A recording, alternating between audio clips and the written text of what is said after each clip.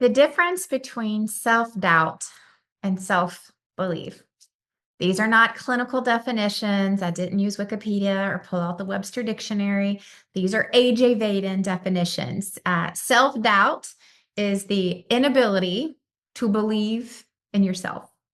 Self-belief is simply the ability to believe in yourself, right? So self-doubt is the inability to believe in yourself, where self-belief is the ability to believe in yourself. And I kind of want to talk about this concept of how do we turn self-doubt into self-belief? And I would encourage that there is nothing tactical that I'm going to give you some sort of checklist or a workbook or a list of, self, affirmations or positive goal setting exercises. That's not what I have for you. What I have for you today is a perspective shift. It's a decided choice to believe and to also factually realize that the hardest things that you've been through that have likely caused your self-doubt are most likely the things that have the power to change someone else's life. And I just wanted to sit with that for a second. I'm going to repeat that, is that the things in your life that have most likely created this disbelief in yourself, this unbelief in yourself, i.e., self-doubt. So the things that have created self-doubt are also simultaneously, most likely, the exact same things that have the power to change someone else's life.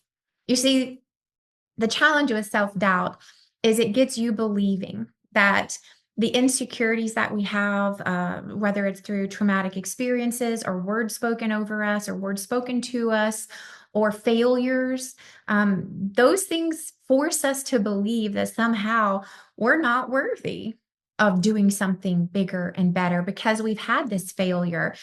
We were the victim of something. We weren't able to do something in a better light or a better way the first time. And it convinces us that somehow we don't have the authority to help someone else because of that thing, right? And it could be a divorce, it could be a failed business, it could be the fact that you're not married. It could be the fact that you've never been an entrepreneur. Who knows what it is? I know that, I have insecurities in my life from comparison, right? The simple act of comparison creates this inkling of somehow other people are better and more well positioned. They're more informed, have more expertise. And that's a lie.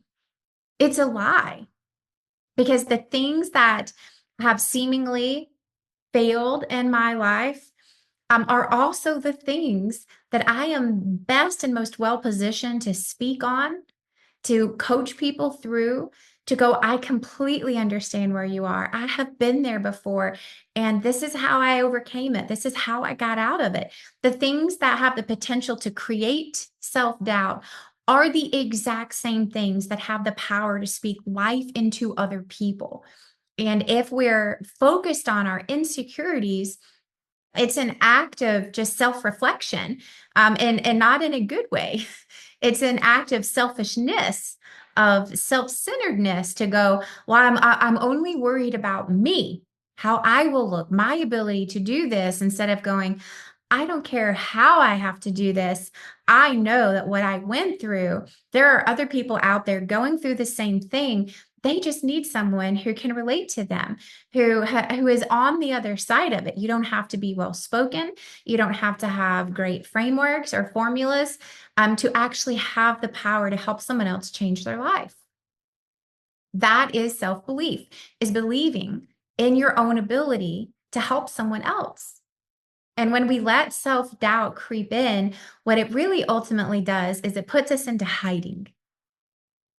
And it disallows us from doing the thing that we actually want to do. We want to help people. We want to serve people, but we've got this self-doubt thing creeping in because we're comparing ourselves, or we're reflecting all the things that haven't worked. We're reflecting on all the failures, and we're forgetting that the things that were the failures are the things that people need to hear the most.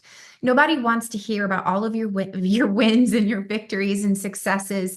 Those are important for credibility, but that's not what makes you personable. That's not what makes you relatable. What makes you relatable is knowing that you went through the fire and you made it through, right? That you sunk to the bottom and made it back up to the top. That's what people need to know.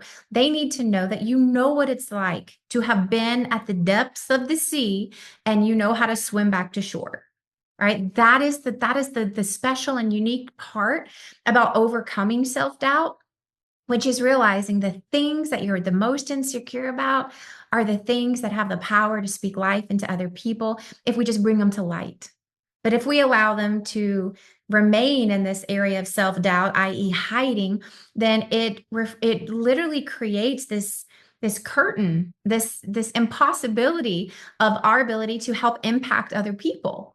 And so I would just encourage you to lean into the things that are seemingly at the core of your self-doubt and go, no, those are the things. Those are actually the things that people want to know. Those are the things that actually will draw people to you. Those are the things that people need help with. And when they know that you've been through them, then they will also believe that you can help them through them. It's a perspective shift of going, what I went through is not what makes me unworthy. It's what equips me to be the perfect candidate to help the next person. So is it going to be self-doubt or self-belief? One has the power to keep you in hiding. The other one has the power to bring life into others around you. So choose self-belief.